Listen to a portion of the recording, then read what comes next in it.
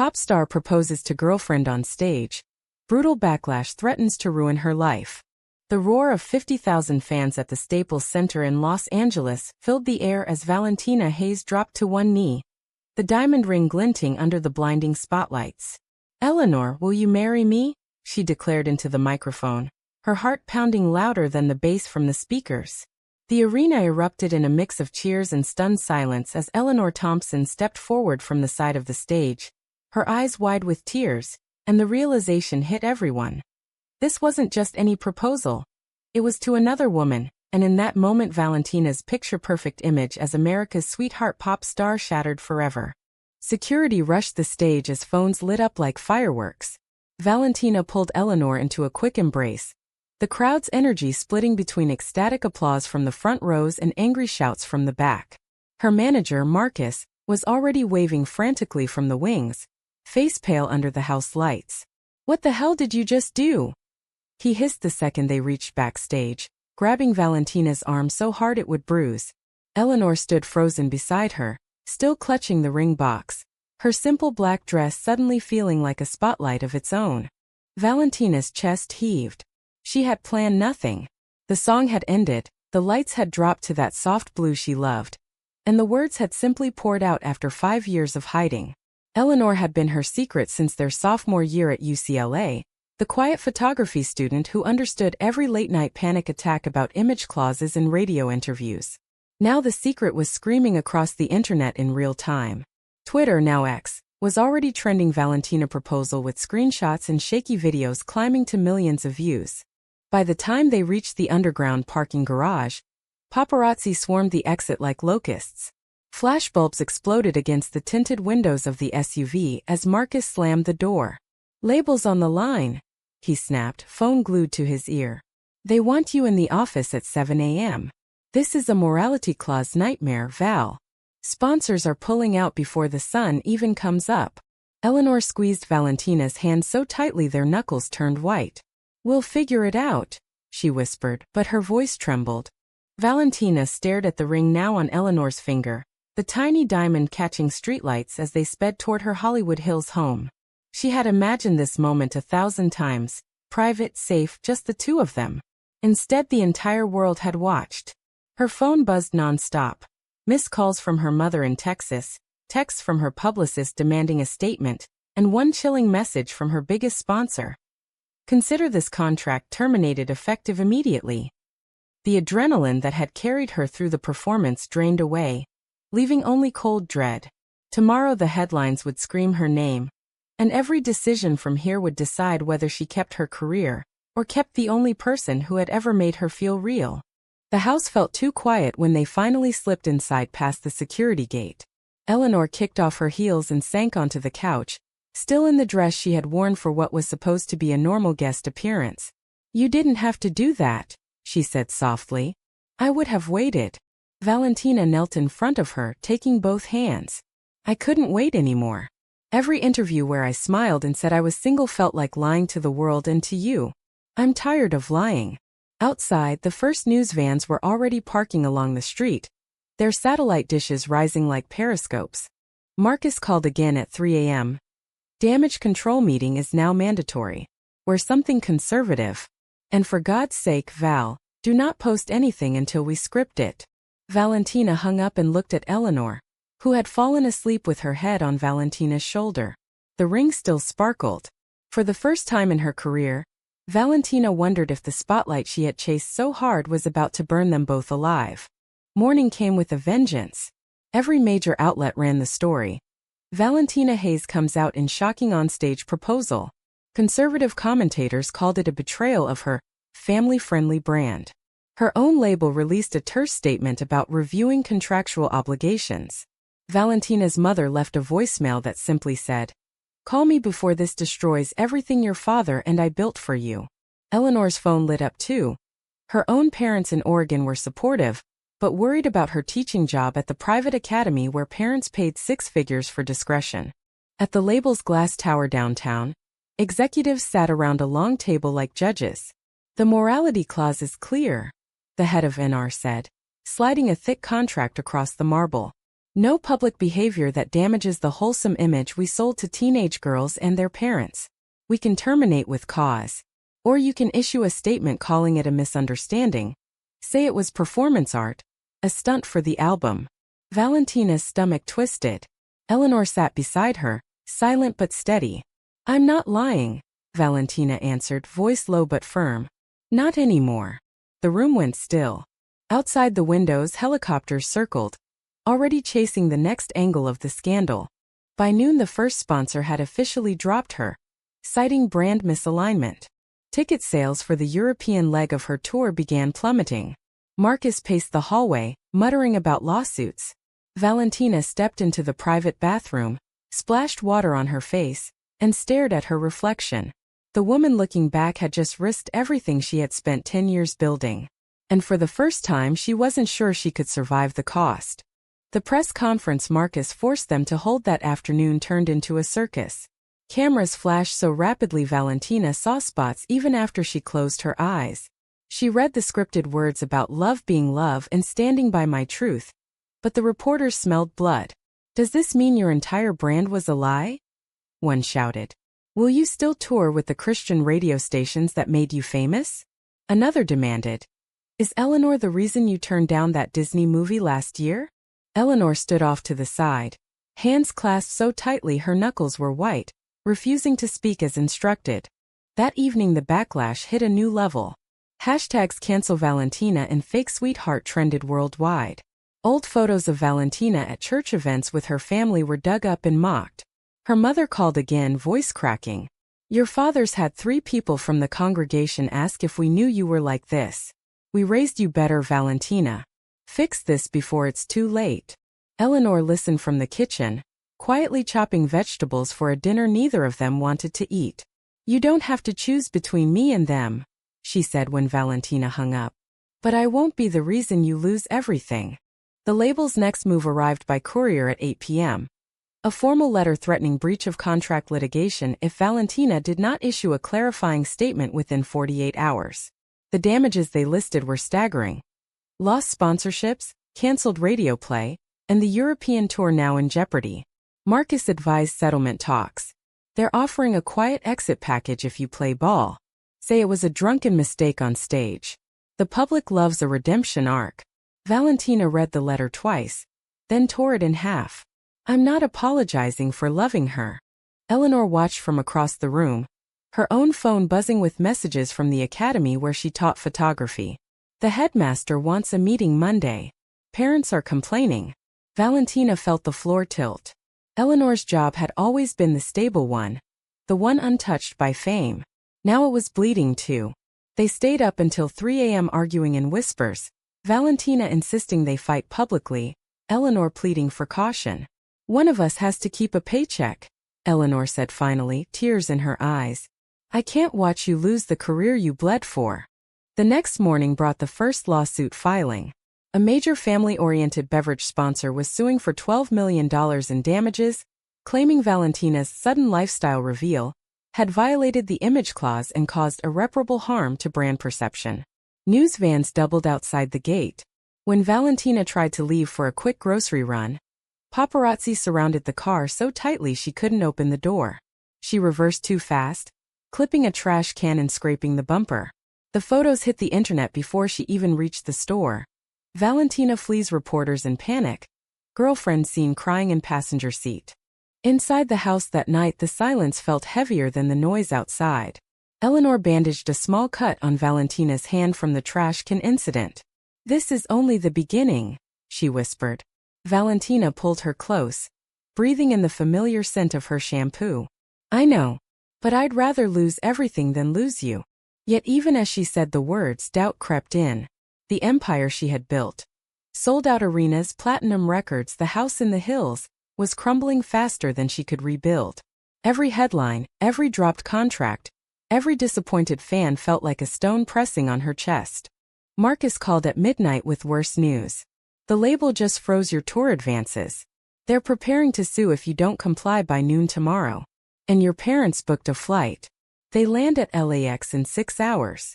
Valentina hung up and looked at Eleanor asleep on the couch, the engagement ring still on her finger. Tomorrow she would have to choose between the woman she loved and the life she had sacrificed everything to create.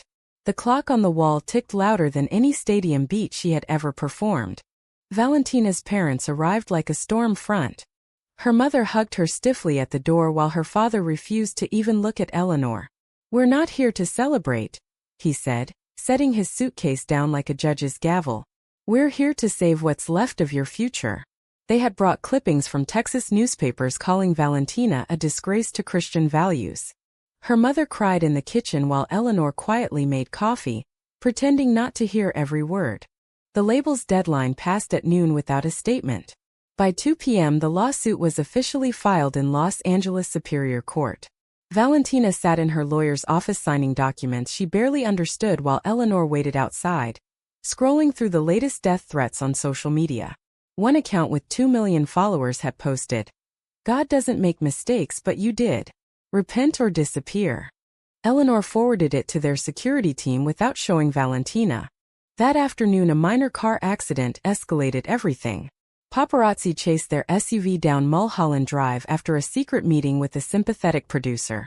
The driver swerved to avoid a motorcycle, clipped the guardrail, and sent the car spinning into a ditch.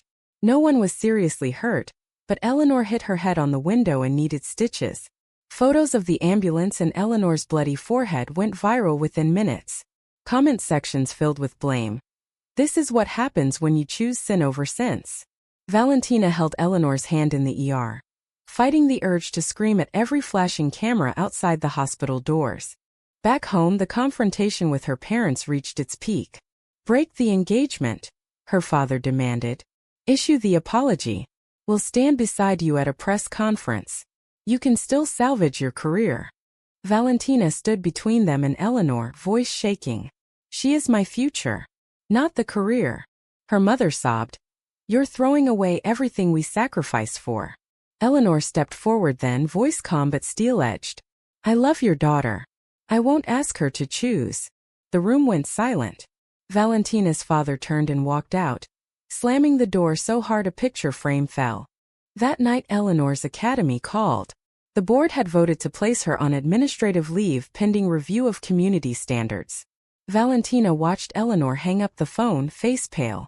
"My students," Eleanor whispered. "They loved my class." Guilt crashed over Valentina like a wave. One impulsive moment on stage had cost the woman she loved her job, her safety, her peace. "We can fight this," Valentina said, but even she heard the uncertainty. Outside, protesters had gathered with signs reading "Repent Valentina" and "Protect our children." Marcus arrived at midnight with a new offer from the label. Drop the engagement publicly, pay a reduced settlement, and they would reinstate the tour with a personal growth narrative. Valentina stared at the contract for a long time. Eleanor sat across from her, the stitches on her forehead still fresh. "Whatever you decide," Eleanor said quietly, "I'll stand by you. But I won't hide anymore." Valentina slid the papers away. "Then we fight." The decision felt like stepping off a cliff. The next morning Valentina posted a single unfiltered photo on Instagram. The two of them holding hands on the hospital bed, Eleanor's ring visible, caption reading, "No more hiding. This is my truth and my love. We will face whatever comes together." Within an hour the post had 3 million likes and twice as many hateful comments. The lawsuit amount doubled. Her parents left without saying goodbye. And Eleanor looked at her with a mixture of pride and fear that Valentina would never forget. Court dates were set for the following month. Valentina's legal team warned that the morality clause was ironclad and precedent favored the label. "They'll argue your onstage proposal was a deliberate breach," the lead attorney explained. "We can counter with free speech claims, but juries in this town are unpredictable." Eleanor attended every strategy meeting, taking meticulous notes in the small notebook she used to carry to class. Her own wrongful termination suit against the academy was still in early stages, but the stress was carving dark circles under her eyes. Media camped permanently outside the gates. Delivery drivers refused to come up the hill. Valentina canceled all remaining appearances, watching her streaming numbers plummet overnight. One night she found Eleanor crying in the walk-in closet, surrounded by boxes of Valentina's old tour merchandise. "I feel like I'm drowning your light," Eleanor whispered. Valentina pulled her close. "You are my light." The rest was just electricity. A leaked video from a fan at the Staples Center show made things worse. Clear audio of Valentina's proposal followed by the exact moment the crowd turned. Conservative talk shows replayed it on loop, calling it the day wholesome music died. Sponsors lined up to join the lawsuit. Valentina's phone rang at 3 a.m. with an unknown number. A death threat so specific her security team moved them to a safe house in Malibu for 2 nights. In the safe house, the isolation finally cracked them. Eleanor paced the living room. "Maybe we should pause the wedding plans. Just until the lawsuits settle." Valentina felt the words like a slap. "Pause us." Eleanor's eyes filled. "I'm trying to protect you." The argument lasted until sunrise, both of them exhausted and raw. Valentina slept on the couch that night for the first time since the proposal. The next morning brought an unexpected visitor. Marcus with a new settlement offer that included a clause requiring Valentina to state publicly that the proposal was artistic expression only. In exchange, the label would drop its suit and reinstate half the tour dates. Valentina looked at Eleanor across the table. "If I sign this, I lose you in every way that matters." Eleanor reached for her hand. "Then don't sign. We'll find another way." They turned the offer down together. The decision triggered immediate retaliation. The label filed an injunction to block Valentina from using any of her old songs in future performances. Radio stations banned her catalog.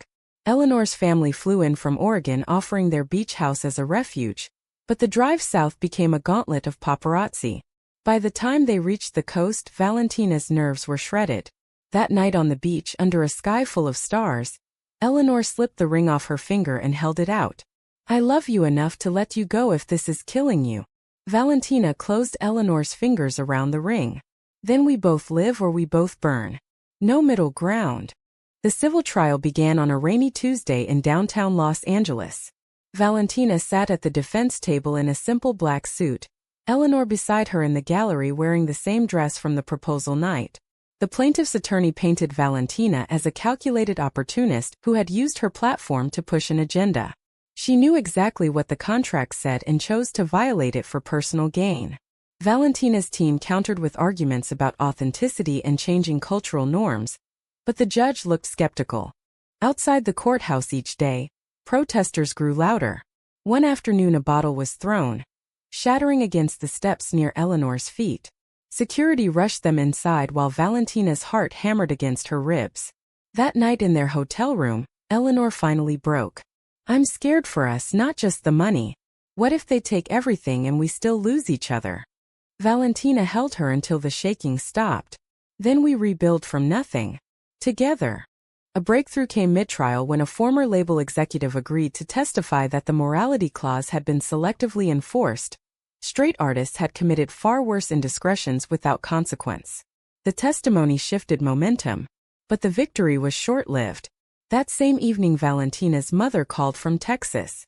"Your father had a heart attack. The stress he keeps asking if you're coming home."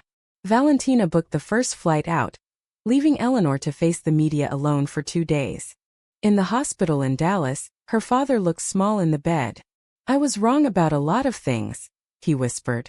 "But I'm still your dad." Valentina cried for the first time since the proposal. When she returned to Los Angeles, Eleanor met her at the airport with fresh coffee and the latest court updates. "We're winning some rounds," she said, but her smile didn't reach her eyes. The Academy had offered Eleanor a quiet resignation package. She had turned it down. The final week of trial brought the lowest point. The judge ruled that while the free speech argument had merit, the contract breach was clear. Valentina owed $8.4 million in damages and lost all future royalties from her first 3 albums. The courtroom gasped. Outside, the crowd cheered as if justice had been served. Valentina walked out holding Eleanor's hand, head high even as cameras flashed and voices screamed. In the car she finally let the tears come. "It's over," she whispered. "The career I built is gone." Eleanor wiped her face. "No. It's just changing shape. We still have each other." That was the promise. 6 months later the dust had settled into a new kind of normal. Valentina sold the Hollywood Hills house to cover the judgment. They moved into a small beach cottage near Eleanor's parents in Oregon, trading spotlights for sunrises over the Pacific. Valentina wrote music again. Not for stadiums but for herself, raw acoustic songs she posted on a new independent channel. The audience was smaller but the comments were kinder. Eleanor found work at a local community college teaching photography to students who didn't care about her last name. The lawsuits were behind them, but the scars remained. Valentina's relationship with her parents was cautious but healing. Eleanor still flinched at sudden camera flashes. Yet every evening they walked the beach hand in hand, the engagement ring now joined by a simple wedding band from a quiet ceremony on that same sand. The world had moved on to newer scandals but the price they had paid was permanent. One crisp autumn evening Valentina stood at the water's edge, guitar in hand, playing the first song she had written since the proposal. Eleanor listened, arms wrapped around her from behind. Was it worth it? Valentina asked softly. Eleanor turned her gently to face the horizon. Every single second. True or false? In the end, protecting the person you love is always worth losing everything else you thought defined you.